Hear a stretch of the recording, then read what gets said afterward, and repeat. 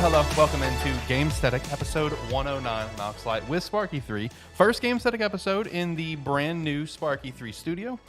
We revealed it here earlier this week on a terrible football show. Got a nice sniper shot of the room.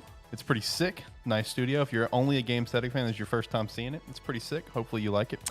I got Zach here in studio. The only one I've got here in studio today. John could not make it today. He had some other stuff pop up. Zach, how you doing? How you feeling? I'm doing good. I'm happy to be in the studio. You know, it's weird. What? I was here Tuesday when we did the football show. Yep, shout out. And I don't know why today when I woke up I went, I feel like it's been forever.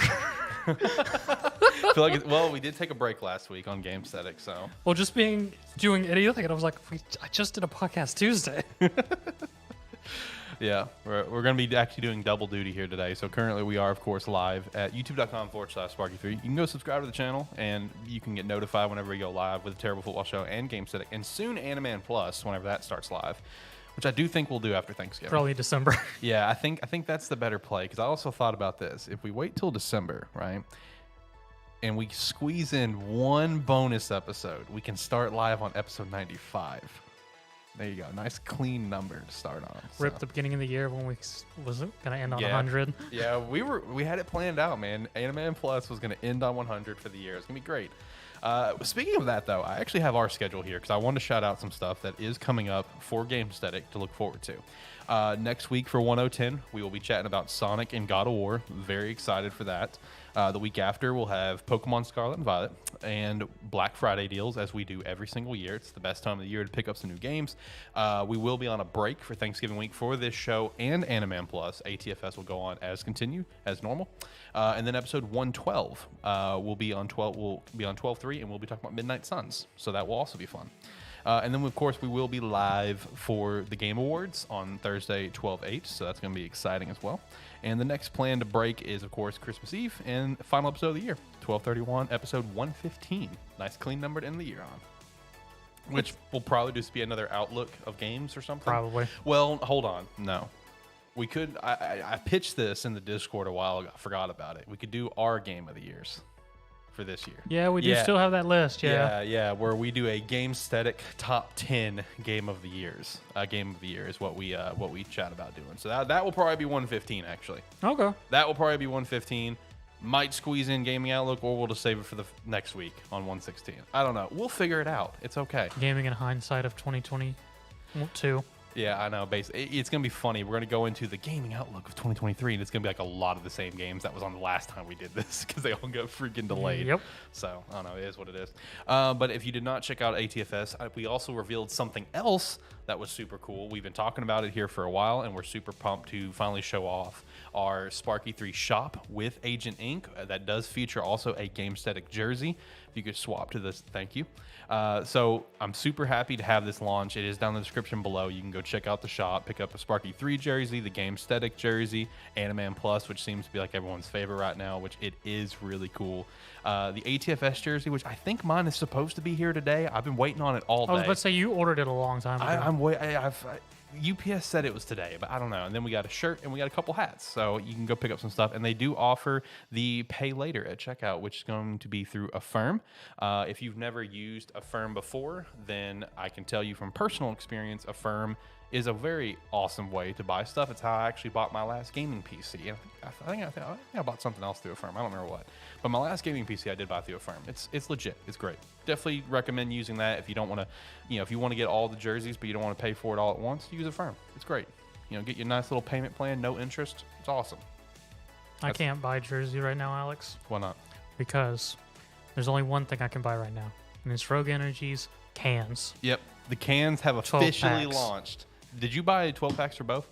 A strawberry and cotton candy, yeah. Okay, see, I bought 4 packs for the tropical and strawberry. I'm not a big fan of cotton candy. That's my problem there. I'm not either, but I made the choice. I was just like, I can only assume Alex got tropical and strawberry because I know we both would get strawberry. Yeah. And I was like, I can only hope Alex gets tropical, and I'll just suffer with cotton candy if it's way too sweet. You could have just got a 4-pack of cotton candy. I would have bummed one off you. I'm still going to bum one off you. I mean, that's fine. But yeah, the cans are officially out. Our promo code does work on them. Promo code SparkE3 for 10% off. You can use our referral link down below to pick up some cans. You can buy them in 12-pack, 4-pack, or just solo cans. They even sell. Which was surprising. That was actually low-key really surprising when I saw a solo can tab. I'm like, wait, what? And right now, Rogue is actively working to try to get these into stores as well. In fact, I saw a tweet from them earlier, a poll about, asking where people normally go for their energy drinks between grocery store, convenience store, etc., to try to pinpoint the best place. Obviously, convenience store is what was winning the poll by a large margin. So that's what they're aiming for. Which that's going to be a nice little turnaround if they can do that within just a few months. Get Rogue cans in stores. That's going to be really cool. I'm excited to try them. Should get the Rogue cans sometime like next week. Hopefully. Yeah, that's what I'm hoping for. But no, today's episode, though, we did take a break last week, so we'll chat about a couple things from last week's break week. I'm not going to dive too much into it, but a few things. For this week, PSVR2, PlayStation Plus stuff, God of War reviews are out. A new game that just popped out called Blight Survival. We'll kind of touch on that. And we'll still talk about Marvel Snap, because it's probably the only thing both of us have been playing. At least me. I know that's the only thing I've been playing. I played something else this week, but I can't even remember the name of it. But it was fun. But because Marvel Snap overtook it, so he just can't remember the name now. And then we do have some nice things in the weekly wrap-up, including Blue Box Game Studios back in the news. It's a good thing John's not here, honestly. John would fucking lose it. John would just walk out. He would be done. Also, shout out to the Josh Pillow. We cannot be a SparkE3 studio. We cannot have a SparkE3 setup without the Josh Pillow and Squirtle. Squirtle has moved with us in every studio. Yeah. I actually forgot about him. He was still in another room earlier, and then when I was doing some cleaning, I saw the Squirtle. I'm like, I got to bring this out of the studio. I'll put him beside Josh. Yeah, that's legit.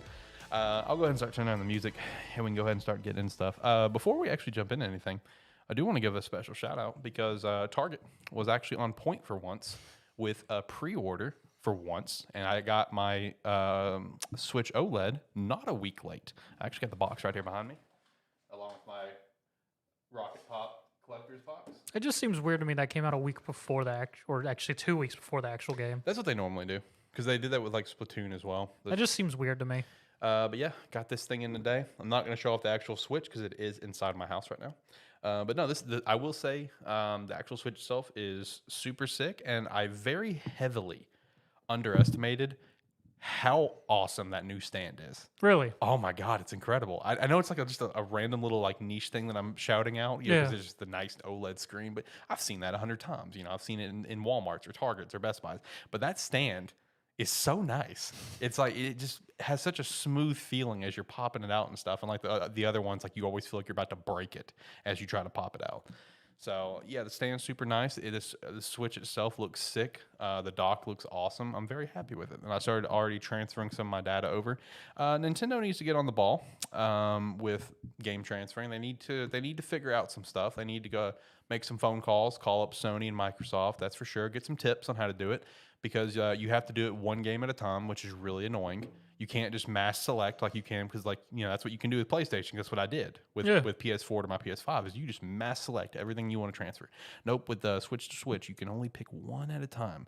Wait for the two switches to connect to each other, then transfer, and it's like a solid 20-second process between every game. I know it's me bitching about a little nitpick thing, but it's just like, since I've already had this nice convenience thing with other consoles, it's like, Nintendo, you're always behind on everything. Can we not just do a mass transfer? It's not that hard. They're not behind. They just don't want to do it. No, I'd say they're behind. And it's because they don't want to do it. They're very slow to catch on to things, which actually, to double down on that, I was listening to the Nintendo podcast here recently. Okay. Hosted by, Beat 'em Ups Wood and Bob Wolf, whatever. Okay. And they had Kit Krista on there, who did the Nintendo Minute, if you remember that segment. Vaguely. Yeah, they worked for Nintendo, and they did that segment. They're no longer with Nintendo, and even when they were talking about their time at Nintendo, which they were like higher up in Nintendo, they even openly said, Nintendo is just very behind on things. They're very slow on adapting to new things, which, I'm just like, I can see that. There was one of the higher ups, one of the most notable ones for Nintendo. I can't remember his name. It might have just been Miyamoto. I think it might have been Miyamoto, who was like hard adamant into like getting into social media, and every other higher up's like, I don't know social media. I don't know about that. I could see Miyamoto. Yeah, Miyamoto's just like, we need to use Twitter. We need to use Twitter. And everyone's like, I don't know about that one. So yeah, that's just Nintendo, man. They're always going to be behind the ball in some capacity. But let's see, other plugs. Join the Discord. Check out our other sponsors like Wayward Beard Co and Red Dragon, of course, and check out our website, SparkE3.com. Okay, let's go ahead and jump into stuff. This might be a shorter show today. We'll see. Mostly because Me and Zach still need to record AniMan Plus tonight. It'll be fine. Yeah, it'll be fine. We need to record that tonight for posting tomorrow. Like I said, that show will begin live here in the near future, and then it'll be live for the most part pretty much every Thursday. Which is funny now that I think about it. We're going to go live, right? Yeah. Right after Thanksgiving, that first Thursday. And then the next week, we're going to have to go live on a different day because we'll be live for Game Awards. We won't be live for Thanksgiving because Thanksgiving is on Thursday. No, I'm saying like the week after. The week after we'll start AniMan Plus live shows, and then the week after that, AniMan Plus will not be live on Thursday. You know, it's going to be the most inconsistent because it will be. It's the show that gets hit the most by stuff. It is. It is. Like, you know, AniMan Plus is still obviously pre-recorded now, and just for everyone to know, like, our normal day is Thursdays. I would say 8 times out of 10 we'll do Thursdays, but it is by far the one show where it's just like, we'll do it on a Friday. We'll do it on a Wednesday. We'll do it on Saturday. Saturdays never happen. I will say this one's a rarity. Then, we'll just do it next week. Yeah, we just won't do it. AniMan Plus has the most fluctuating schedule. So it being live will be interesting, but I think it'll be fun. I think it'll be fun live. I'm looking forward to it. I am quite a bit. Okay, let's jump into stuff.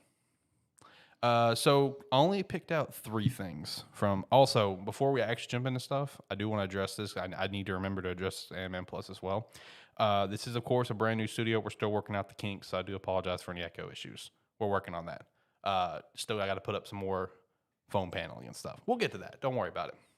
All right. Anyway, break week stuff. So really the biggest thing that came out of it, which is actually really exciting, is a Witcher remake is in development, rebuilt from the ground up with Unreal Engine 5. That's going to be ridiculous. I know. That's going to be incredible.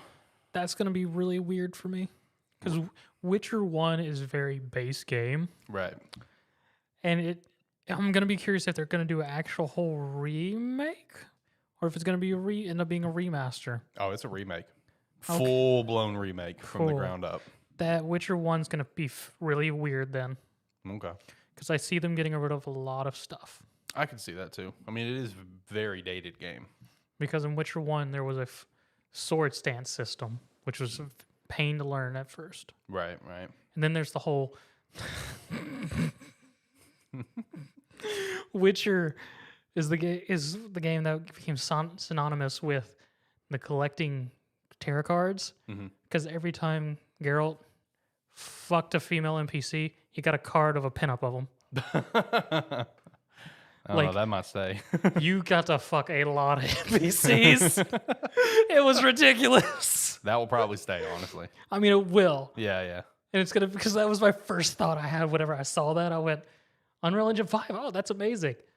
Oh, shit. You thought Mass Effect Andromeda was over the top. Right, yeah. No, Witcher's going to take the cake on it whenever that ends up coming out. Yes. No release window on that. You know, obviously it's going to be a while away. But no, I mean, this is a good thing, though, for Witcher. I mean, it is. Like, there's a lot of people, myself included, who started the Witcher series with Witcher 3 and never played Witcher 1 or 2. A lot of people went back to 2, but 1 is... It's tough. From what I understand, it's tough. It's tough because, like, you know the drawing sensation of when going from Mass Effect 2 to Mass Effect 1. Yeah, that was bad. It's like that, but it is very worse. Okay. Well, that's good. Because at least Mass Effect 2 still had some of the same systems as 1. They just revamped them. Right. In Witcher 2, they just completely got rid of some systems. Yeah. So I think a Witcher 1 remake is going to be a good thing, and I'm really excited for that possibility and, you know, see what's all going to come out of it with the Unreal Engine 5. Because Unreal Engine 5 is just... it's just awesome. I mean, everything needs to be Unreal Engine 5. I'll be happy. I'll play Witcher again. Yeah. I got a physical copy of Witcher somewhere in my house. You would have a physical copy of Witcher somewhere. It's a collector's edition, too. You would have the collector's edition. This son of a bitch.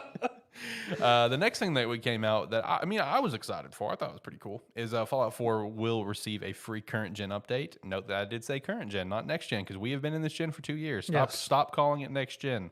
We'll receive a free current gen update for 2023 for Series, PS5, and PC. That's good. Performance and quality modes, bug fixes, and the biggest thing, which I love this because this is what I love about the Skyrim version they did, is bonus Creation Club content will be added to the game for free. Just like how it was for Skyrim, which that's awesome. Like, because all the Creation Club stuff was all like purchase stuff, whatever. Was it? Okay. Yeah, that's how it was for Skyrim. Is that basically for Skyrim, all the Creation Club stuff was like more like Bethesda nod approved modders and stuff, because like all the stuff in Gotcha. the Creation Club, for example, would be like maybe stuff from previous games. So like all of the Knights of the Nine gear that you could get, the stuff from like Shivering Isles, like, you know, the Duskmane, you know, the Dawnfang, Yeah. whatever, like that sword, all like cool stuff from Oblivion was all like Creation Club content, like basically all official mods, just I guess the best way to call it. So that's essentially what the Creation Club's always been. And, you know, with Skyrim, Bethesda just added all that content in for free as part of the game, which is, you know, free to download, which is cool. So it's going to be the same thing here with Fallout 4. I don't know what's all in the Creation Club for Fallout 4. I haven't played Fallout 4 in a while. Probably a lot. Yeah, but I would imagine probably a lot of really cool stuff. Especially since Fallout 4 had the base building. So Yeah, exactly. Still really enjoy that, honestly. I need to go through a run. you know, of speaking of Fallout Fallout 4, 4, I actually watched something interesting on YouTube the other day from IGN. They did a sort of like slight documentary of the weird people still playing Fallout 76 and just the communities that have been formed in 76 and whatnot. It was actually very entertaining. It's like a 48-minute video. I mean, I would suggest anyone to go watch it if they're curious about 76, because like there's like a whole black market for collecting legacy weapons, because they were that didn't surprise me. Yeah, because they were overpowered weapons that Bethesda ended up having to take out, but anyone who had them got to keep them. So there's a black market. There's a troop that goes around doing Shakespeare's plays. It's like a bunch of weird things that have come out of 76 because of the MMO style it has. So 76 had quite the turnaround, honestly, from its initial launch to now, and even Bethesda fully acknowledges, yeah, we know it sucked at first, but we're trying. yeah, they even have an interview with Yeah. Bethesda saying that and whatnot. But I mean, it's had a good turnaround, yeah. I mean, I played it when it like first came out, and I was bored out of my fucking mind. I've never went back to it. But with all the stuff they continue to add, plus it being on Game Pass, I've had thoughts every once in a while where it's like, yeah, should I hit it back up, whatever. But then again, I have the same thought about ESO, and I never hit back ESO. I even bogged down my computer with that 120 whatever gig download. I'm like, yeah, I'm gonna play ESO again. Nope, it just sits there. One day, I just don't know when. But that was the main things from like the break week that I wanted to shout out. Everything else was kind of, whatever. So getting into this week, let's go over a few things here. So the first thing, we've been waiting on this for a while, and it was about the price range that I was kind of thinking it was going to be. We did get the details on the PSVR2. We've been steadily getting details trickle down to us for a little while now. It is going to be releasing in February 22nd next year. Pre-orders start here in 10 days on the 15th at that $550 price point. It is more expensive than a PS5, which I think that's what I said on the show. Yeah, I'm pretty sure you did. I thought it was going to be at $500 to $600, which made sense for it. I mean, yeah, it's one of those things where it's like Sony is going all in, right, on the PSVR2 hard. with the games it's going to be on, because that's one thing that they didn't do very well with the PSVR is they didn't support it with games, or at least games that would pull and drive people to come try VR, and that's what they're trying to do with this generation. With like the New Horizon thing, and there's a few other projects that I know in the works. I think they're pulling up some. I think Half-Life Alyx is going to come to it eventually, just stuff like that. That's Half-Life Alyx. A lot of people wanted to be like a Game of the Year contender, but no one ever fucking played it because it's VR only. But it's apparently a really good game. Apparently, some phenomenal VR game. Yeah, exactly. So, Sony's making this big push for it, but like the thing is, there's still going to be people that's going to buy this, obviously, and this is still cheaper than like that brand new like high-end VR headset that just was released here recently. I don't remember. I think it might have been like one of the new Oculuses, I think. I'm not sure. That sounds right. I don't remember what it was, but I know like whatever it was had two versions. Had like a $1,300 version and then like a $400 version. Maybe it was an Oculus. Yeah, I don't remember. But so I mean, this is going to be like kind of in the middle of that like other competing headset on the market. But I don't know, man. That's a high price point start. When people already are trying to still get PS5s right now and they want a PS5 over this, that's a tough sell, I feel like. You know what I mean? I mean, it is. Because, like, I feel like if we were maybe another, like, let's say we didn't have the problems that we've had with the PS5 and everyone was able to get a PS5 when it came out, right? Let's say that alternate reality exists, which I'm assuming it does because I believe in alternate realities. That alternate reality exists. Everyone got PS5s within 1 year. Cool, whatever. There might be more people who may be interested in buying this. But since there's still a lot of people out there that still can't get a PS5, they're like, man, fuck buying that. I still want a PS5 before I ever want a VR console, I feel like the price point does make sense. And honestly, I'm willing to bet that, I'm willing to bet they're losing money on it. It's quite possible. I'm willing to bet. VR is still it is a very interesting thing, but it's still on the lower end on people's mind. Yeah. It has expanded a whole lot over the last couple of years and everything, but still 550 is still an entry point for a lot of people. Yeah. For people who have VR headsets, they may be completely fine with that price, to be honest. Right. But for people like us who have still never really messed a whole lot with VR, that is still a very high entrance point, as you said, because as console users for the PS5, there's still, those are cheaper and people are still trying to get that. And I feel like for people like us as well that haven't really jumped into VR, with the exception of the phenomenal Virtual Boy, I feel like maybe we may look at doing another investment at in Oculus, which is cheaper, yes. Right? Because they're $200, $300, something like that. For Oculus One, yeah, there's something like that now. Which that's still a decent amount of money for people. So that's where it's still just very tough. Is that VR is still a niche thing. It is still very much in development. It is not what they're wanting it to. Even developers, VR is still not where they want it to be. Yes. So that's where VR is in general makes it for a very, very tough sale no matter what. I don't remember what the PSVR launched at price. I think it might have been $400. I think I could be wrong. The first one. But I don't know, man. $550 price point. While I don't think if you look at the specs and you look at the gear itself, right? I don't think it's a terrible price point. The price point makes sense, and that's why I was thinking it was going to be there. I don't know, man. I just think it's too high of a price point for people to enter through that entryway door, especially with don't get me wrong, the games that they've shown so far, Call of the Mountain and stuff, and a few others, they look cool. Yeah, they do, but it's still not it's not something that's making me jump up I need a fucking PSVR2. You know what I mean? If they would somehow let me throw something out here. If they would have made somehow let's say Marvel Spider-Man remastered into a VR game somehow, then I probably would be first in line to try to get one of these, because that'd be really cool to me as long as it looked good, right? But I don't know. There's still not enough there, to really push someone to make that jump, in my opinion. Did you find anything out on the price point? I'm assuming it was probably $400 for the PSVR 1. Yes. Okay. So it was $400 because right now, prices for the PSVR 1 are I guess it's on sale for Black Friday on Amazon, so it's $100 right now. Wow. Hold on. Hold on now. Hold on. Well, folks, we may be dipping our feet into VR sooner than we thought. Hold on now.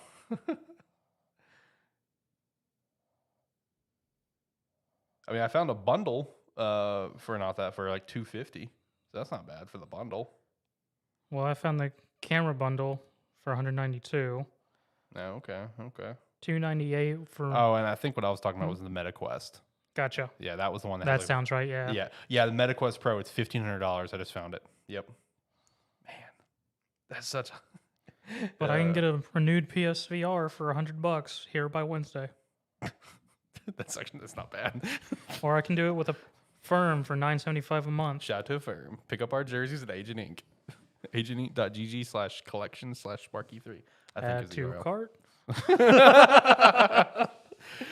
I don't know, man. Like I said, price point, it's just that's a tough entry point, It is. Yeah. And it's just go buy what Zach's buying right now, or go buy whatever. It's just still that's still a lot of money for some people. So I don't know. The thing that I'm going to be very curious about is I'm be watching these units sold. I'm looking forward to seeing these units sold, because I don't feel like it's going to be more than the PSVR 1 personally. I feel like the PSVR 2 will not outsell PSVR 1. With them pushing it harder, I could see it doing better than PSVR 1. It's just still going to be a thing of just interest of how much PlayStation Sony is actually going to push for it and promote it, right? Versus the PSVR 1, and how much people are willing to go ahead and hit that $550 price point. Right. That's gonna be the big if. So, because as you said, the games they've shown so far, they seem interesting, but not necessarily worth that amount. But if they start releasing more games that seem very interesting and people really want to try, that could very much bring people to okay, I'll throw $550 at it. So right. And that's what it's going to come down to. So I feel like maybe like come next E3 time period, may see some more like big titles coming from, PSVR2. And, may could help further push people to want to try to get the console maybe for holiday season. But it just depends on what's in development. It's going to depend on what's going to drive people to the console. And I feel like what's also going to help drive people to the console is if Sony continues to invest in, their huge first party franchises to be a VR title only, like some special VR title. Yeah. Like the Horizon one, Call of the Mountain. So maybe something with Spider-Man, maybe something with God of War, something with Last of Us. Ooh, Last of Us would be spooky. So speaking of, that'd be so a like, good one. so they do have bundles as well. So they got the $549 for just the headset by itself. For Horizon Call of the Mountain, it's $600 with the bundle. So system plus Call of the Mountain. Then you can get the charging station for the controllers for $50. Okay. I was sort of curious because we were talking about that. I was trying to see if I could find a price point on what the PSVR2 game prices are going to be. Probably 70. That's just my guess. See, that would be interesting though. I really wouldn't think 70. Actually, you know what? Yeah, they could. I don't know, man. Sony's the one that introduced the $70 price points. I could see it being at 70. I mean, they did, and maybe they will. But I mean, because I've never looked at VR game pricing for when releases. I eventually see it at some point in time. So I am sort of curious because we were talking about that. But like, I'm gonna bet 70 because Sony's going for big like AAA VR titles. yeah, so I'm willing to bet 70. So $550 for just the headset, then another $50 added on pretty much for a bundle game. But if you were like getting it that plus maybe a game with the bundle and maybe another game, so what 600 plus like another 70 to get someone started with it. Right. So almost $700. Basically. Yeah. Ooh, that's such a high entry point, for someone that may not have done VR before. Oh, that's rough. I don't know about that one. I don't know. Like I said, we'll watch it, because we'll see what kind of games they got in development, because they've got a lot more in development they haven't even revealed to us. I mean, it is supposed to have 20 plus games at launch. All right. Well, I guess we'll see what they got. If they come out with some bangers, then it may move some consoles. I just know that I will not be one of those consoles that that is getting shipped. I will not be one of them. At least not yet. Maybe one day. This could be finally the generation that I jump into VR as a PSVR2, but it really depends on what they got coming. So I mean, yeah, they got the Call of the Mountain, and if I forget, because they got Resident Evil Village, which is going to be full VR in it, which there is already a VR build for it, isn't there? Yeah, there is. I thought so. Or in development, and then Resident Evil 4, I think, is already in VR. Like not obviously the remake, but the old one. I think that's already in VR, and it will probably be on that console. I could see the remake getting a VR. I think the remake's getting a VR, isn't it? I believe it is. Okay. Or they're doing something specific for it. See, the horror games. That's the. I feel like horror games benefit a lot on VR, in my opinion. Granted, horror games is still like it's a popular genre, but it's not one of like the top selling genres on the face of the planet. I don't think. Ooh, that's sort of rough. PSVR 2 will not have backwards compatibility, so PSVR our games are just screwed. See, I remember seeing about that, and like one of my big beefs about that is like, you want to help push this console, you got to come out of the gates with backwards compatibility, because there's so many people that didn't play the fucking PSVR games as it is. You know what I mean? So you got to come out the gates with that. So I think that was a big knock to it, but I don't know. Sony doesn't want to invest the extra cash into it because they'd probably bump it up to like 600 or 650, honestly. So they want to anywhere I invest the look extra tech. can't give me pricing for games, so. Well, anyway, let's hop over to the next thing. PlayStation Plus apparently has lost nearly 2 million subscribers I since saw its that revamp and I in started June. laughing. Sony blames lack of third-party game sales and, quote, more people going outside. That was funny as fuck. Man, between that and between the Activision Blizzard purchase, Sony's just reaching on a lot of takes right now. like they're That was reaching. fantastic to read. This like, we blame people going outside. I was like, God damn, I know there's a joke like people need to go touch grass, but Yeah, right. I don't think it's that bad, Sony. Yeah, I thought that was a stretch. And ultimately, like, the PS Plus, whatever, the service itself, I have it. I have premium. I mean, it's an impressive service, Yeah. especially because like the streaming works actually really well, better than it ever has before, which that was the big, concern with like PS3 titles and stuff. But it's still just like, even now at this point, months later, I still cannot recommend someone to get premium. If you're going to get it, get Essential, which is Essential is the base tier. Yes. So I think it's PS Plus Extra is the middle tier. Yes. That's as high as I still recommend people to go is Extra, because Extra has a lot of great games on it. If you've never played games and stuff, like I still think the PS Plus Extra tier is a phenomenal thing for like our friend Josh, for example. Shout out to the Josh Pillow, which is of course on screen since I didn't want to just do 2 cameras. But yeah, it's perfect for him because there's so many games that he's missed, because he didn't have an Xbox One or PS4. So like that's still like the best way to go. But like I don't know, man. Like they say that they release games every month, and they do, but it's like we're only a couple months into this revamp, and I feel like PlayStation and Sony is already doing the bullshit that Nintendo does with their Nintendo Switch Online, where they're so far into releasing for a certain console where it's like, okay, hey, new Super NES games, and it's like the most bottom of the barrel. What the fuck is this? Where no one's heard of it.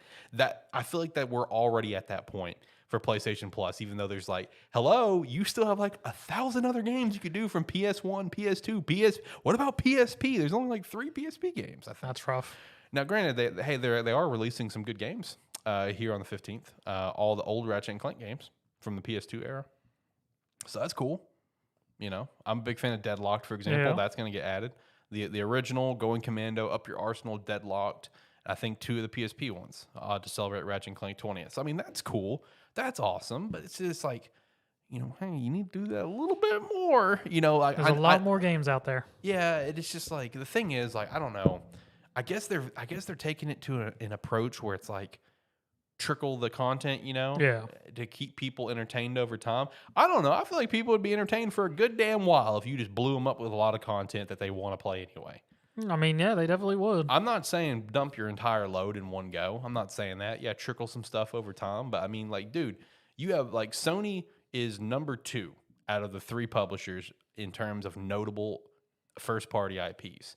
They have so many good first-party IPs that they're not even scratching the surface on for this service. The other thing with the PlayStation series that they could release, depending on how licensing and stuff works for that for developers versus and Sony, is just like the PlayStation 1 through 3 has so many random ass RPGs they can throw out there that people just could sink time into that they miss. Because like PlayStation 2 had an insane amount of RPGs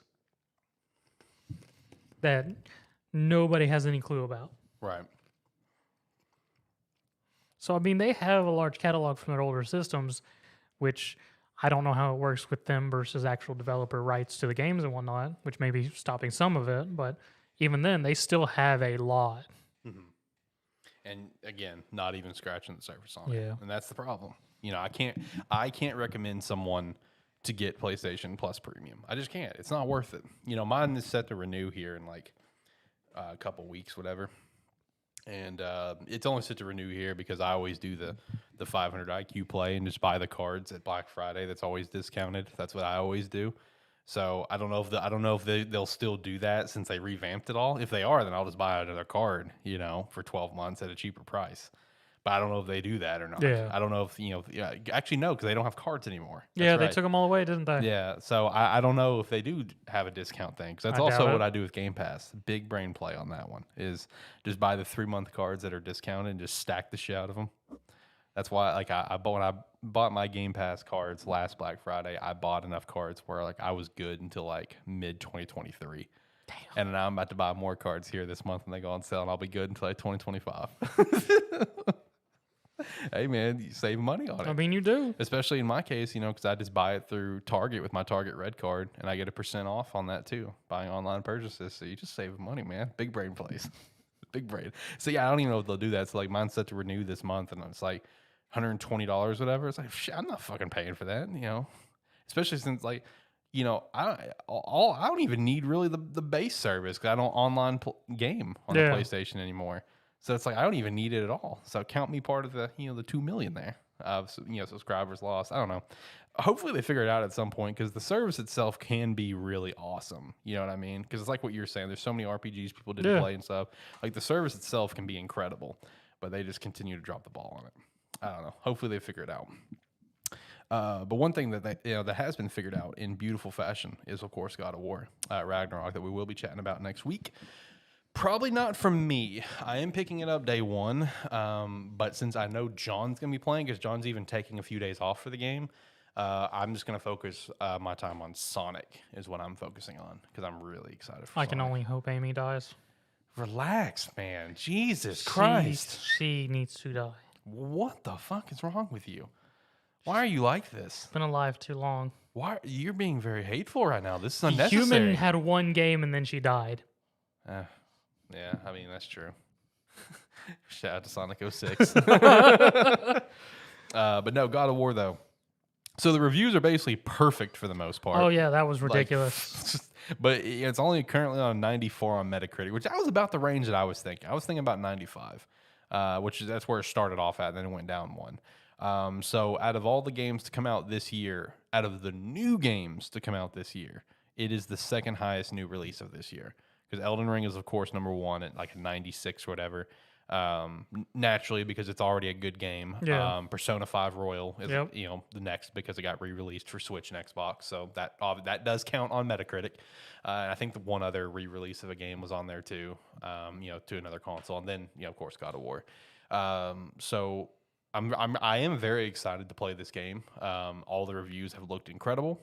And I am excited to jump into it because it's like the gameplay is what everyone's praising. Like, the story itself, it's like I've seen people talk about where the side content in the game is very engaging and it's to almost the same level as like a Witcher 3 level of side content. Oh, wow. Which okay. I think that's a very strong comparison. That's a very good comparison. It is. That's very, very good if you're going to compare Witcher, to the Witcher 3 side content of the game, which is cool. And then still about like 30 hours or so for the main game. I'm really excited to play the game in like probably a week because again, I'm be diving in the trenches of Starfall Island. So at this point, I mean, when it comes to like the game of the year conversation, I mean, it is just a two-man race in our opinion, right? It's just Elden Ring or God of War, or who else would you throw into the hat? Because Marvel Snap. I do love some Marvel Snap, man. It's taken over my life here recently. Marvel Snap, hands down. Oh, hey, look, Marvel Snap's probably gonna be on our top 10 Gamestetic game of the year, whatever. I'm just gonna be very real with people. Marvel Snap is awesome.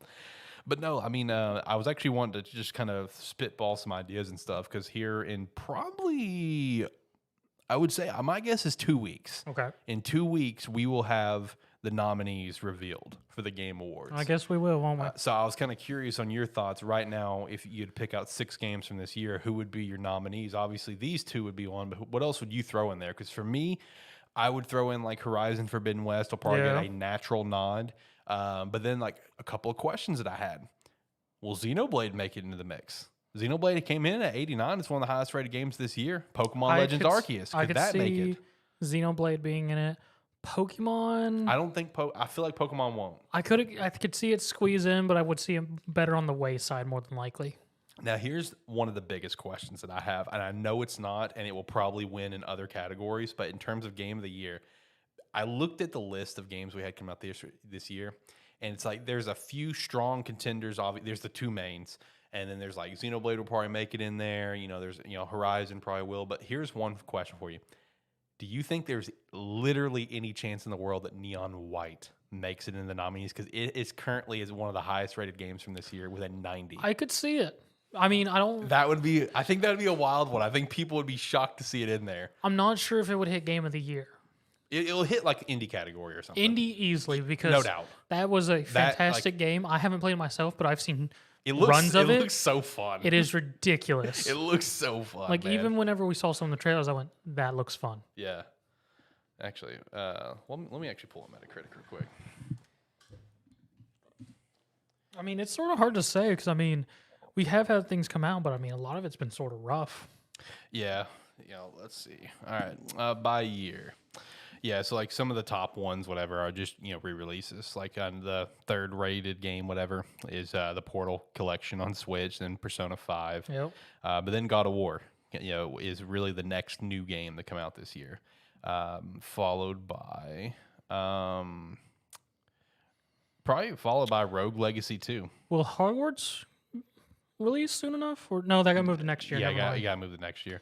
But yeah, man, I'm telling you, Neon White sitting right there with a nice 90 on Metacritic, dude. How'd Modern Warfare 2 come out? Because, I mean, people have been saying very good things about it. Oh, one thing that I was going to ask is like, it is Jeff Keighley we're talking about. So, anything's possible. But would they count The Last of Us Part 1? Would they count that? Like, they usually don't count remakes. And it's actually been a thing where people are calling to have a remake category added because of how often remakes happen now. Yeah. Or remaster. But would Last of Us Part 1 count? That's something that I'm not sure. Immortality is one that also I could see. I have it downloaded on my Xbox or PC. I have Immortality downloaded, right? I haven't played it yet. But that one, it looks like a very fascinating game. And it came in with an 88 on Metacritic as well. And I want the record to be known, I understand completely Metacritic is not the end-all, be-all of game stuff. It's just the most notable one, so bear with us on this. Uncharted Legacy Collection, that's... no, that won't be there, obviously. Horizon Forbidden West, I do think will be there for sure. I think Bayonetta 3, it did come in at 88. Bayonetta 3, it has performance issues, but overall, phenomenal game. Gran Turismo 7. Gran Turismo, yes. I feel like it's such a tough thing to make a sports game into game because that we had the exact same question last year or the year before with Forza Horizon 5. And it didn't make it. No, it did not make it into the category.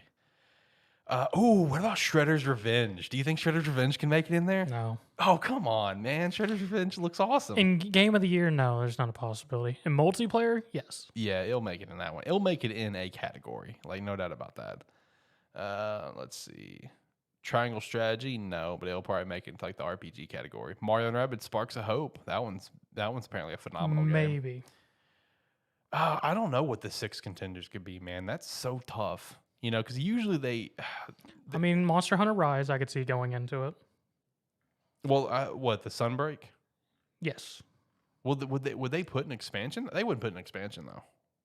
Yeah, you're probably right. Yeah, okay. it wouldn't be. What about Plague Tale Requiem? Plague Tale Requiem's turned out pretty well. I don't know, man. This year, like for Game of the Year, I mean, it might squeeze in there, but it would be more narrative to me. You know what? I'm looking through all these games, and I'm like, it goes to show how this year turned out because I'm currently at almost 100 on this list right now, right? I'm seeing so many games where it's like, oh, that's going to be in like the indie category. Oh, that's going to be in the multiplayer category. That's going to be the RPG because like Vampire Survivors, I saw that. I'm like, oh, that'll be an indie category for sure. Dying Light 2 can get into it because that came out in February. That did come out. I forgot. I can only hope for Sifu. Fuck Sifu. Sifu's amazing. Fuck Sifu. Go fuck yourself. Fuck Sifu. I'm just bad. I'm salty. I mean, even though it's had sort of a rough release, maybe Gotham Knights? No chance, I don't think. I mean, I don't see you having a great chance either, but as we said, it's been sort of it could maybe skirt in there. I don't think for Game of the Year, no. I really don't know what the 6 could be. I'm going to say God of War, of course, Elden Ring, Horizon. I'm going to throw Xenoblade in there. I think Xenoblade is going to squeeze in there. I could definitely see Xenoblade. The last 2, I really don't know what it could be. Like, even though Neon White is one of the highest rated games this year, I don't think Neon White's going to make it in there. It's a throw, and I know it's not going to be in there, but I can only hope Triangle Strategy. You see, Triangle Strategy was one that I looked at. I really don't know what's going to be in there for Game of the Year. Because, like, the thing is also, there's always going to be, like, that one, like, random one, where it's just like, really? That's in there? Ghostwire Tokyo? See, like, something like that. Like a Ghostwire Tokyo or, Immortality, for example. Like, I could see, like, really? That's in there for Game of the Year? I don't know. I'm looking forward to the nominees because this is a really weird year. How great it would be. There's no possibility it would be, but Kirby and the Forgotten Land. That is true. It's a fantastic game. There's no way, but it would be such a big win for Kirby. That would be it won't happen, but that'd be so cool. I mean, No, the oddball, which one will probably win like family category, Lego Star Wars: The Skywalker Saga, because like that came out at the beginning of April, and like everyone was playing that. Dude, yeah, Skywalker Saga came out beautifully, and everyone was all about it. This is one of those years for the Game Awards and all these other award shows where it's like, I really don't give a fuck about the game of the year this year because I know what it's going to be. You know what I mean? Yeah. It's God of War, Elden Ring. And honestly, probably God of War because of recency bias. You know what I mean? I'm more pumped up for all the other categories right now. Like I would say the number one category I'm excited to see is the indie category. I'm really excited to see that one because you have Stray. That will for sure be in there. No doubt in my mind, Stray is going to be on there. Neon White will be in there as well. Mm-hmm. Vampire Survivors will be in there, which I think that's coming. I think that came to Game Pass, by the way. Yeah, I think Vampire Survivors came to Game Pass. Okay. Yeah, it's only like a $3 game anyway, but either way, it's on Game Pass, which is cool. Ooh, hey, wait a minute. We're forgetting the elephant in the room here. What about Sonic Frontiers, Game of the Year nominee? Fuck off. Come on, man. Sonic Frontiers will be a Game of the Year nominee. Sonic Frontiers is not beating God of War. It's not going to beat God of War, but it'll be in the nominees.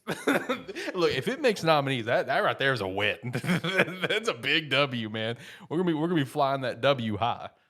Hey, everything. Okay, so Sonic Frontiers. I don't know when actually I do. Since it didn't come out Friday, the review embargo will be lifted on probably Monday, is my guess. And I'm really anxious and excited to see these reviews and see where it's going to fall on Metacritic. My guess is honestly, I'm going to shoot a little high. I think it's going to come in at 85. That's pretty high for Sonic. That's actually really high for Sonic. That is. That's very, very high for Sonic. In fact, while I'm still here on the website, let me look up Sonic games and see what is the highest. It should be one of the adventures, I think.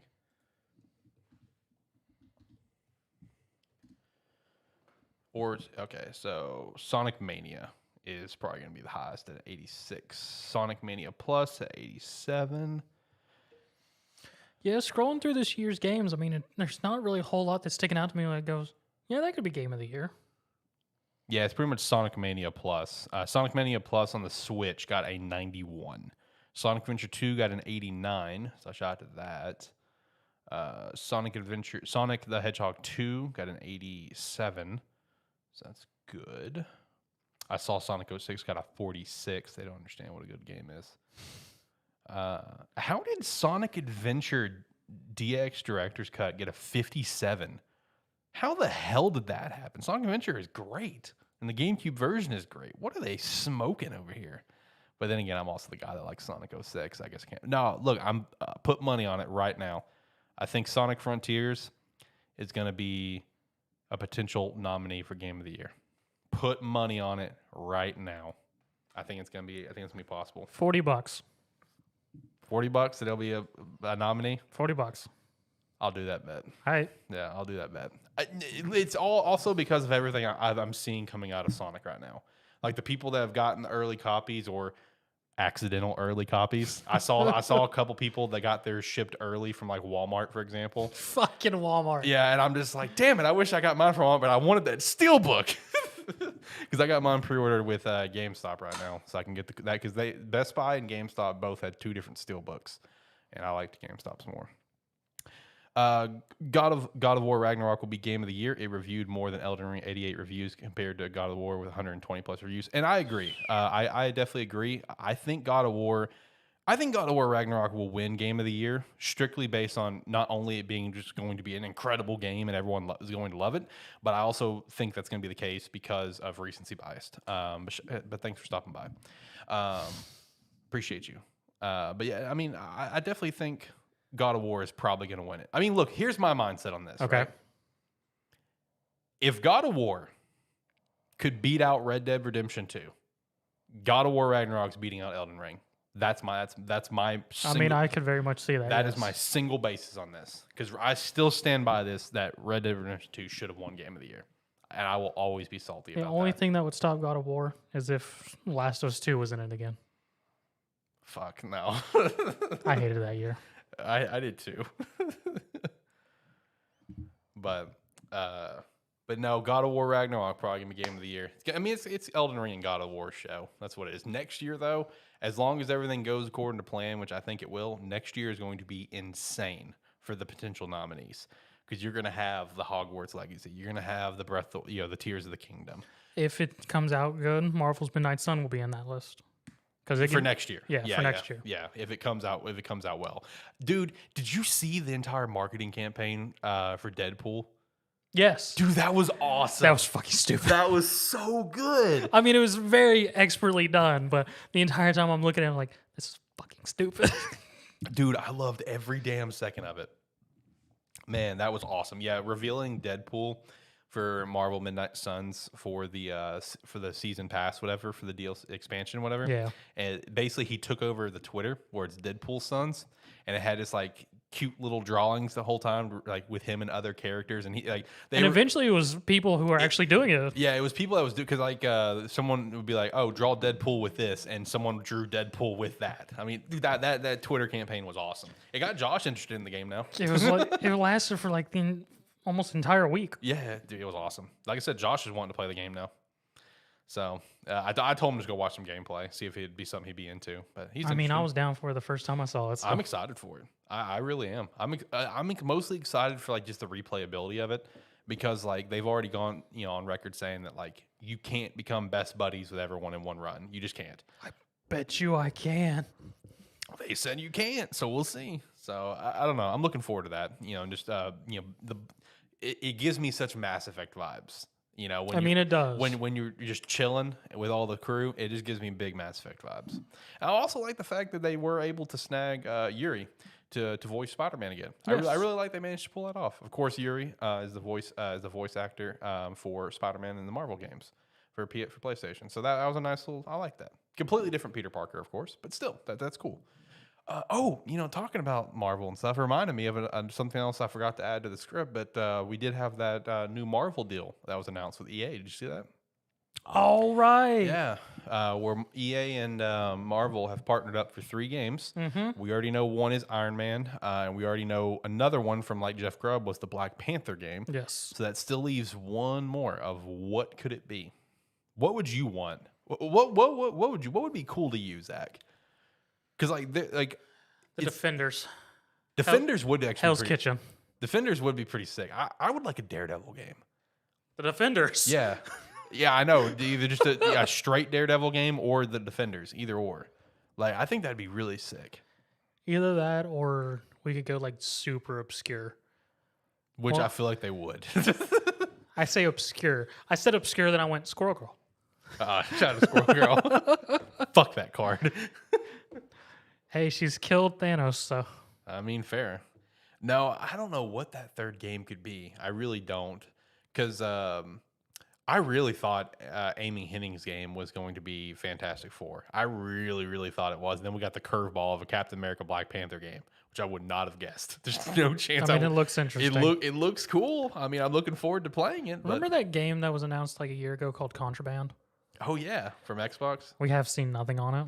Well, maybe next year. Phil Spencer even addressed that openly where he's just like, yeah, I know it's been a while since we've released anything, but next year will be good. Next year we got it. But I mean, yeah, no, it's really just a shot in the dark, literally, because since the Marvel property is so huge and whoever's doing Marvel is very free with like, well, we have this random property. You want to do anything with it? And people just finding something at random to go with, because like back when they were starting the films and whatnot, I never expected to get like an Ant-Man film and things like that. Oh, what about an Ant-Man game? I mean, that would actually be pretty entertaining. That would be very fun. No, I'm so curious what that last one could be, because it's like, or we could do the flip and someone finally do a villain perspective. Ooh, but which one? That's the question. Well, that's not out of their own possibility, because I mean, of course, I know it's a different company, of course, but we have the DC game, Suicide Squad. So someone is taking an approach on that. Has the gall to go do that on the other side of the street. But the only thing about that is that Suicide Squad has been in the relevant media and stuff like so. It's like it's not an unseen thing, and it's very much an established anti-hero versus just straight villain. Right. What about like? And even in that game, they're being still being structured as the hero since Brainiac's apparently taken over all the Justice League. Right. Yeah. I don't know what sort of villain game they could do because my first immediate thought is just something in the Spider-Man universe because Spider-Man has the most notable villains in my opinion. He has a lot, yeah. Yeah. So I don't know what would be a good villain approach, but that would be an interesting approach for sure. Kingpin. Kingpin would be RTS. An RTS Kingpin. Okay, relax. Relax. I'm going hard on my favorites. Oh man, I don't know, man. I mean, it would be hard for a villain just because, I mean, one of the few villain games we've ever got in history was like the Silver Surfer game. Oh yeah. Yeah, back on I think like NES. All right, yeah. Sorry, I got distracted by Jacob. Shout out to Jacob for ATFS. He shot me a message, let me know that Liberty beat Arkansas. Let's go. We tried to tell Shaded Ricky. We've tried to tell him for weeks. Liberty catches that dub. Let's go. Can't wait for Tuesday. I can't wait for Tuesday. Let's get it. Let's get it. Oh, that's hilarious. Shout out to Liberty Flames, man. Shout out to Liberty Flames beating Arkansas. That's awesome. Love it. Anyway, yeah, no, the Marvel deal though was pretty sweet. It's it's sweet, but it's still the fact that you have to feel a little bit like, all right, well, let's see how the Iron Man one goes first because it is EA that we're talking about. So, you gotta back up a little bit and be like, yeah, we'll see. I mean, EA can do good games. We just also have to understand that it's gonna have some weird loot box or transaction in it. Right. Well, still talking about Marvel. How's Marvel Snap going for you? What are you currently rocking? Currently rocking my Mr. Negative deck. Man, I want Mr. Negative. Dude, I'll tell you right now, since I've hit the portion on the progression scale of where I've now started to get the collector's caches instead, I swear to God, I never get cards anymore. I'm so fucking unlucky with it. Is it completely random or is it set on a cycle? Do you know? It's not a cycle. Okay, so it is completely random. Because sometimes I'll get 3 or 4 cards in a row, and then I'll get nothing forever. And then sometimes when I do get a card, it's just a variant. God. Wait, the collector's caches have variants? I don't know what the collector's caches do. What level are you at? Contains mystery cards, a currency is all it says. Okay, so yeah, you're not there yet. Okay. The next one, yeah, it contains variants and avatars as well. Fucking Christ. So it becomes even harder. I'm at 784 right now. I think it starts at 1,000. Okay. Man, there's literally just a few cards that I really want, and I can really do some damage with some stuff. Like Venom is one that I really want right now. I want Wong, Thor, just because he seems fun. See, I don't know where Thor pops out because I was lucky. I was there when he was released, so I was able to just buy him. Let me sort all my cards real quick. Actually, let me show what I don't have as well. You mean the bad thing is with it in Marvel, I'm only in gold just because I don't play any of like the standardized decks. Like one of the moves that I'm seeing a lot now is fucking Wong, White Tiger, Odin combo, which is fucking atrocious. Falcon and Beast are 2 more that I really want to. Yeah, those 2 are atrocious together. Yeah. You pair them up with like the Collector or something like that. Yeah. So I like Cerebro is one that I want to. Yeah, Cerebro's all right. Yeah. I don't play any of the standard strats, so I'm still stuck in like gold, in the middle of gold, almost platinum. So I'm not playing any like strict win decks, which I have a couple I'm sitting on. I just don't always play them. Because like I got a deck which is just Thor, Jane Foster, Odin combo, which by the end of it, depending on bases, like last night, I got a game where I had 2 Thors thanks to Sinister London, and one was rocking 35 power, the other one was rocking 46. Okay. The opponent got tired because if I triggered Mjolnir like 5 times in a single round. Right. I also want Spider-Man just because, I like Spider-Man. Yeah. Still haven't got him. I want Green Goblin. I have Hobby. Don't have Greenie. And then I have no idea where Green Goblin, because I still don't have Green Goblin. Fuck, I can only assume he's in my pool.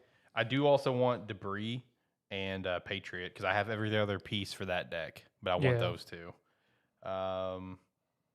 Venom is the number one on my radar right now because I've been mostly playing a destroy deck recently. So that is literally the number one on my radar. I want fucking Venom so bad. See, the thing that I'm missing is Rock Slide.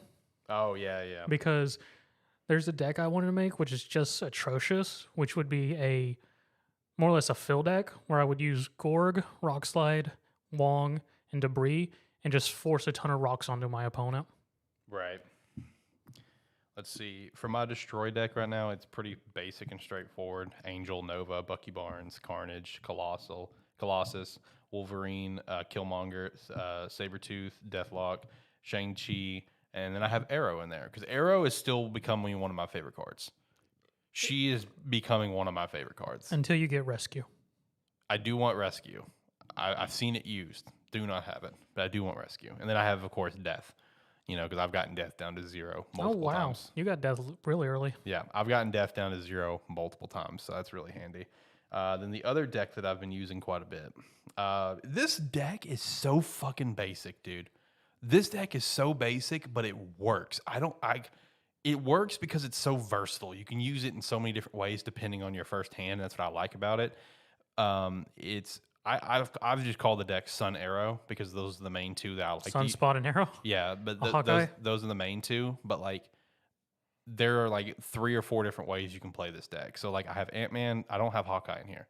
I have Ant-Man, Sunspot, Iceman, Nightcrawler, Angela, Scorpion, Armor, Wolfsbane, Hulkbuster, Crossbones, Blue Marvel, and Arrow.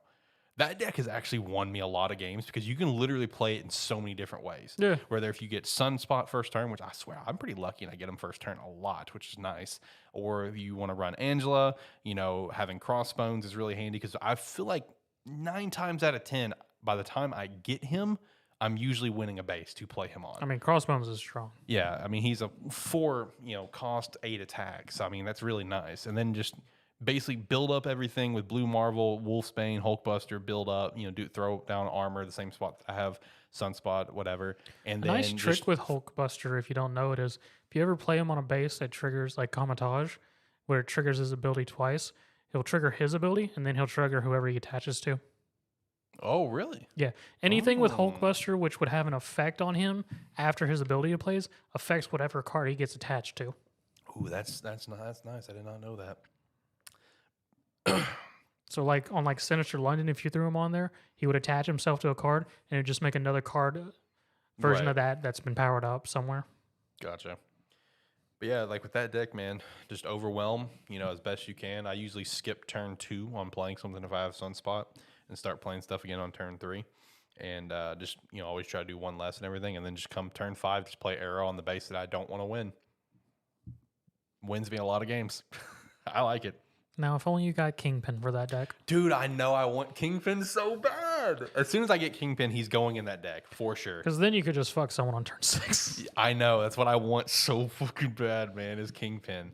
Because I've also been playing a move deck recently a lot, too. I mean, it's pretty standard. There's nothing spicy about it. It's just the standard. I have Human Torch, Iron Fist, Nightcrawler. I do have Ebony Maw in here.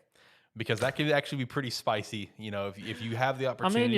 If you have the opportunity to play him 1 through 3, and then you can move him later. Yeah, he's a good card to have in a movement deck if you can get it working.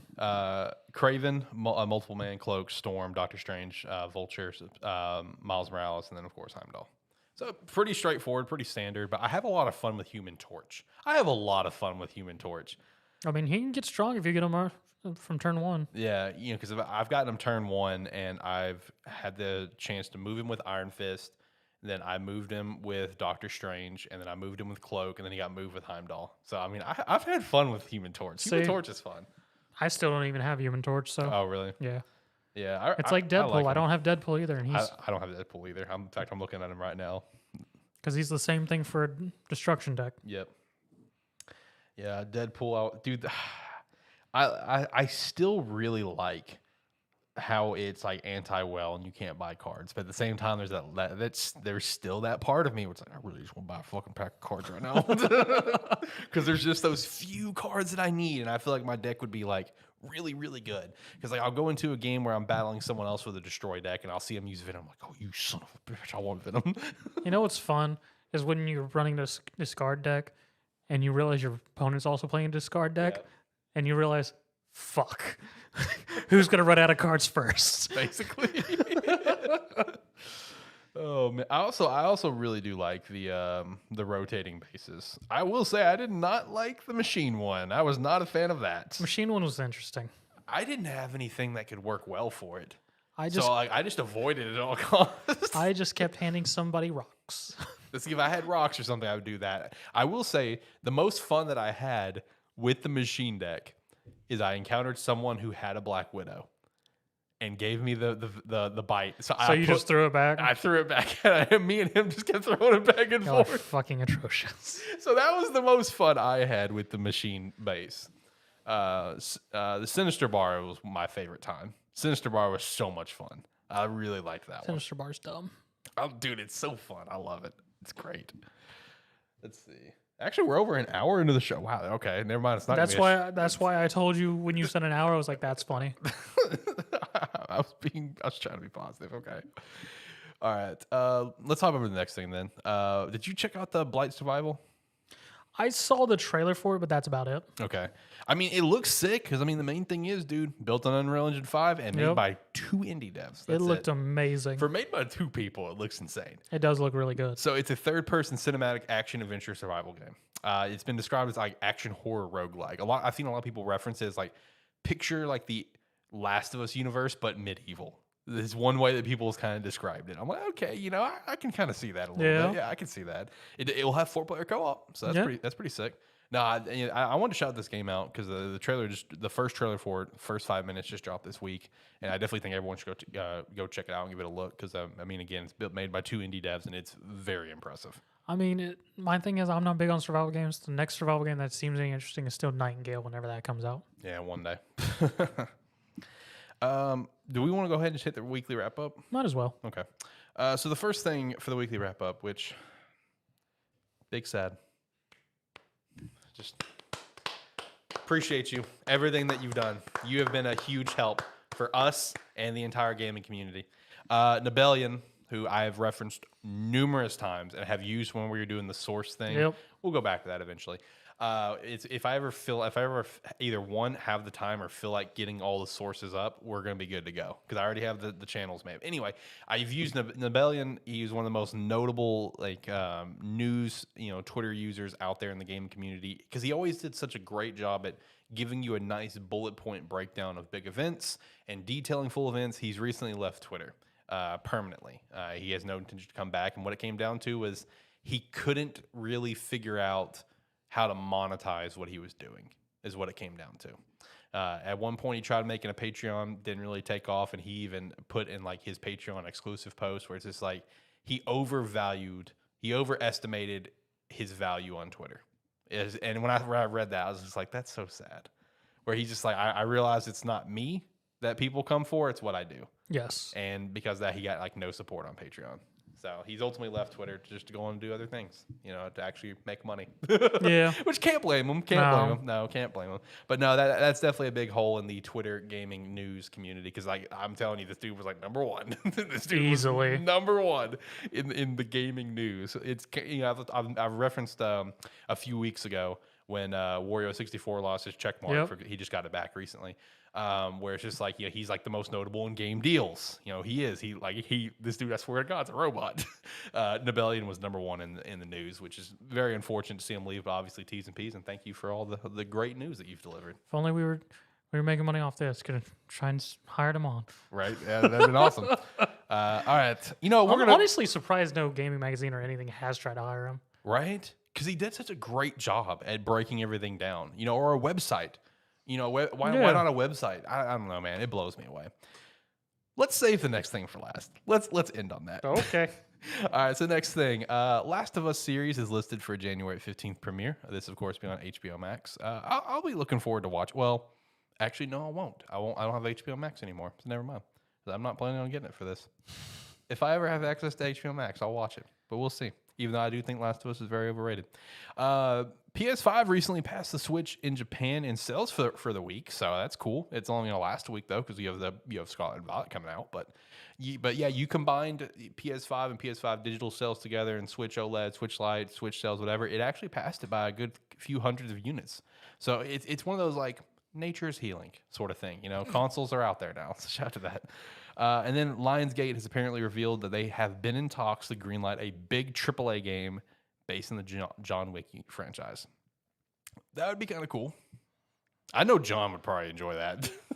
I mean, Keanu would definitely enjoy it, but Yeah. what would it be? I don't know, man. Because it would be some sort of action adventure easily. Yeah. Because if it's not an action adventure, what the hell are they doing? Right, exactly. But like, would you be John Wick? Is it going to be another cyberpunk thing where you're hanging out with John Wick? Yep. Are you going to be even involved with John Wick? Right. Exactly. I don't know. It's going to be something to keep an eye on if they end up officially greenlighting it. You just but the I feel like ghost they of his are. dog? Oh, don't say that. Jesus Christ. All right, final piece of the news. Saving the best for last. Blue Box Game Studios is back in the news. Where's my tinfoil button? Right. Recently in Kojima's podcast, he finally addressed Blue Box Game Studios for the first time, saying how he gets like sent things like 20 times a day from fans, like deep fake images and just diving into it. He's called it a nuisance. And he's even like calling on, you know, because like he's like, people will send me pictures of like this Hassan guy and like just deep fakes of like different images. And he's just like, it's honestly quite a nuisance. And they just need to hurry up and release the game. The studio's dead. We've talked about this. And he also further went on, and he did openly, obviously, I mean, it's hard not to acknowledge it, but he further, you know, circled back to Moby Dick's game studios. You know, that fake game studios he created to release Metal Gear Solid 5. Yeah. You know, he did talk about that where he's like, look, I know I did this before, but I'm not going to do the same thing twice. Okay. I'm just not. And I'm just like, you know what, Kojima, that's fair. I don't think you would do the same thing twice. That's, I mean, he has it, so that's totally fair, actually, though, that he pointed that out. But, you know, naturally, for the first time since like March, Blue Box Game Studios and Hassan both finally was back on Twitter to double down on this. I even went and looked at Hassan's Twitter. He has deleted every post that he's ever made except for now responding to this. what the hell? And, you know, looking at Blue Box Game Studios Twitter, literally the last post that they put up was the one that's just like, hey, do you want to see developmental footage of the game? And everyone's just like, yes, show us if this game is real. Give us something. And they're just like, all right, well, you know, we might do it. It's like, what? What do you mean? This tale will never leave us. Dude, like I said, good thing John's not here. The day we can either say A, the game released, or B, the studio shut down. Yeah.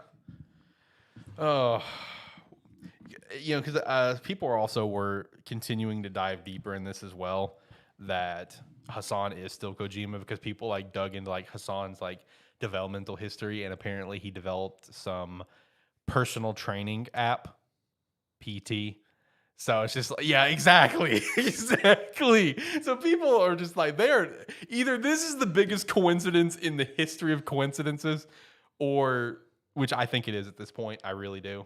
I don't think it's Kojima, or it is Kojima, but I'm banking still that it's just a giant, you know, of the few things that line up, you know, it's just I mean, all based on how coincidence now. shady this company is, as soon as people started making the connections, they most definitely started playing into it. Because didn't they admit at one point that they did play into it? Yeah, which they did. Which, you know, and now they're playing the victim card, where it's just like, oh, our devs are bullied and stuff. I'm like, well, you did this to yourself. Like, you played into it. What do you mean?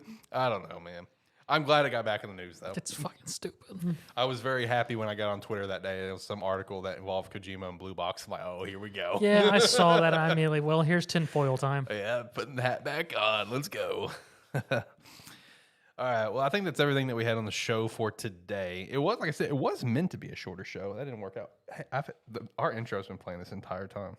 I mean, it's been quiet, obviously, so no one can hear it, but I just noticed that this entire time I've had the Gamesthetic intro turned on. That would have been great when you turned up that volume and it was already a middle song. Yeah. I just, whoops, oh well. Either way. Oh, well. Yeah. But, you know, it was meant to be a shorter show. Didn't happen, though, because we still got to do AniMan Plus literally as soon as we're done. So, Zach, any last thoughts? Anything that we chatted about here today? Marvel Snap's going to get a PvP mode at some point. True, forgot to mention that. Yeah, shout out to that. Look forward to that. And that Xbox is trying to find its version of Genshin Impact. Yeah, I also meant to put that on there, didn't I? You did put it on there. Oh, I just skipped it. Correct. Oh, okay. Wait, where was it? Where is it? Oh, I see it. It's the thing from last week. Oh, my bad. That's right. Yeah, because I saw where recently Xbox had come out and talked about how they regret not making that an exclusive when they had the chance before it ever came out. They just passed on it, and now it's blown up. And They missed so hard. Dude, didn't that game like make profit in a day? Yes. Like kind of like what Cyberpunk made profit in a day. I mean, to be fair with Microsoft, they couldn't have known. True. So, I mean, they've really just, it was just one of those things if they had the chance and just unfortunately missed it because there was no backlog of anything from them to really go, well, yeah, sure, why not? Exactly. Now they're trying to find something similar to compete with it. Yep. One day they'll figure something out. I don't know. But yeah, thank you for following up on that. Totally forgot both those things. Good hit the music. What do you think? Yeah, I'd say so. Let's get out of here. Like, comment, subscribe, rate, whatever your platform allows. It does help. If you're watching this on YouTube Live, you can hit subscribe on Gamesthetic, on SparkE3 if you haven't, and then go to Gamesthetic and subscribe there as well and join that channel. And I think that's everything else. Thank you very much. Yeah, which also with that secondary channel, it now officially has its own handle now since YouTube handles are a thing. If you haven't heard about that yet, yeah, it is a thing. You probably got emailed about it for your own personal channel. It's youtube.com/@Gamesthetic. So I was glad that we could get just Gamesthetic name. That's really cool. All the other ones got it as well. It's @AniMan Plus and @ATFS. I really like that one. I liked grabbing that one a lot. That's such easy searchability. But yeah, check out all that, as well as, of course, check out our Agent Inc. shop, link down in the description below. Go pick up a Gamesthetic jersey, join the team. We'd definitely appreciate that, or any of the jerseys. They all look sick. You can do the pay later option with Affirm, all that good shit. Join the Discord. Check out the other shows like AniMan Plus, which we're about to record here in a few minutes, which will be the first episode we don't have to fucking talk about Dragon Quest. And I'm fucking here for it. Let's have a great damn day. Thank you so much for listening, guys. Until next time, see you next week with the Game of the Year nominee, Sonic Frontiers, and God of War Ragnarok, I guess. Anyway, all right, see you next week, guys. Bye.